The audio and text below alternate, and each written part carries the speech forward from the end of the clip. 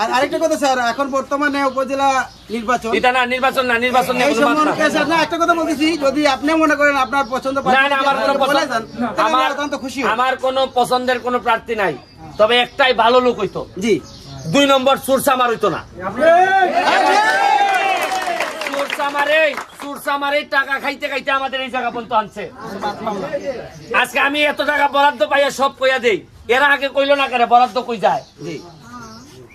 আর সময় আইলে খালি গো আমি গো তোমার গো তোমার গো, আর এরপরে ভোট শেষ, তুমিও শেষ, বঙ্গবন্ধুর বাংলাদেশ। এখন হইলো তোমরা লাগি এখানে যে কিতা ভাঙ্গা যেতেছি, দেখছো নি রাস্তা, ব্রিজ নাই, রাস্তা ভাঙ্গা, এরপরে মাঠটা করে দিতাম। মাঠটার একটা সুন্দর যদি শোনা, এখন যদি পর্যটন না বাড়াইতাম পারি, চা দিয়ে আর বাঁচতায় না। বাইরে থেকে মানুষ আইসা যদি এখানে খরচ না করে টাকা পাইবে কই? ইন্ডাস্ট্রি গুলা যদি হইতাছে, এইগুলোর মধ্যে তোমাদের ছেলে মেয়েরা চাকরি না করলে তোমাদের বাঁচা মুশকিল। কারণ আমি এমন সময়ে তোমরা পাইছি, তোমরা নেতা হিসাবে, যখন মনে করো যে এই পার্টি একবারে দুর্বল হয়ে গেছে। এখন আমি বেশি কথা যদি এখন দেওয়ানদের মালিক রে কই, তেলে কইব যে বেটা এমপি হয়েছে না 2 মাস হয়েছে আমরা রূপে চালাইতেছি, এরকম। আমি যদি কই কেরে তুমি টাকা দিতে না, তা আমার কথা হইলো যে তুমি যদি চালাইতে না পারো তো এই দোকান চাল রাখছো কেরে, তুমি অন্যজন দাও। হ্যাঁ, তুমি রাখবাই আবার টাকাও দিতে না, এই কথা এইগুলা কই দিকেই তো আমার শত্রু বেশি। তুমি যদি না পারো, স্টাফের বেতন দিতে না পারো, এইগুলা না পারো, তো তুমি আসো কেন লেখিয়া? পরে যে তোমার মানুষের যে এইরকম অভিশাপ, এই দীর্ঘ নিঃশ্বাসের উপরে চলবাই কেমনে? হ্যাঁ, এখন কষ্ট হইতেছে না।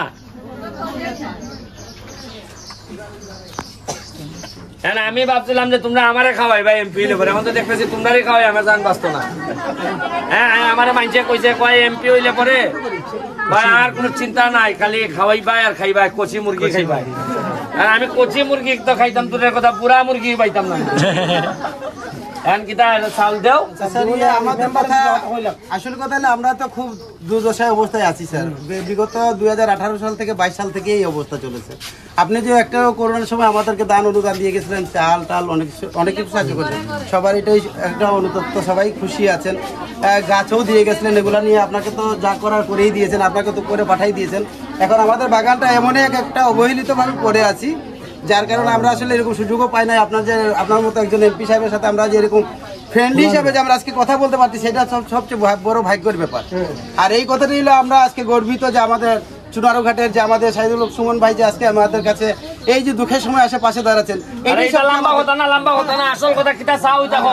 কথা হলো স্যার, আমি বলেছি হ্যাঁ, শুরু করে দিছে যে কত মহান মানুষ, এই না সে না। আরে আসল কথা এখন পেটে ভাত নাই। ধন্যবাদ স্যার। আসল কথা নাই, চাইতে মারে। আসল কথা স্যার হইলো যে আমাদের ওই যে মন্দিরে বরাদ্দটা দিয়ে গেছেন, আর আমার বাগানের ড্রেনের রাস্তার খুব অবস্থা খারাপ। এই যে শোনো, আমি তো সবই করতে চাই, কিন্তু যখন আইসা দেখি যে আমার লোক খাবার পায় না, তখন তো আমার অন্যদিকে আর নজর থাকে না, খাওয়াটাই হয়ে যায়।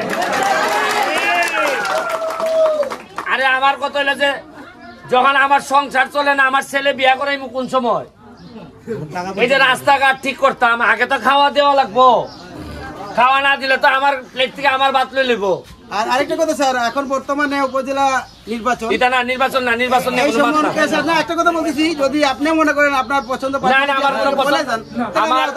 আমার কোনো পছন্দের কোনো প্রার্থী নাই, তবে একটাই ভালো লোক হইতো। জি।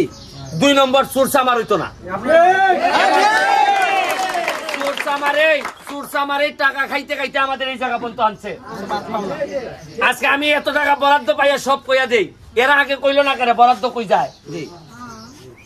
আর সময় আইলে খালি গো আমি গো তোমার গো তোমার গো, আর এরপরে ভোট শেষ, তুমিও শেষ, বঙ্গবন্ধুর বাংলাদেশ।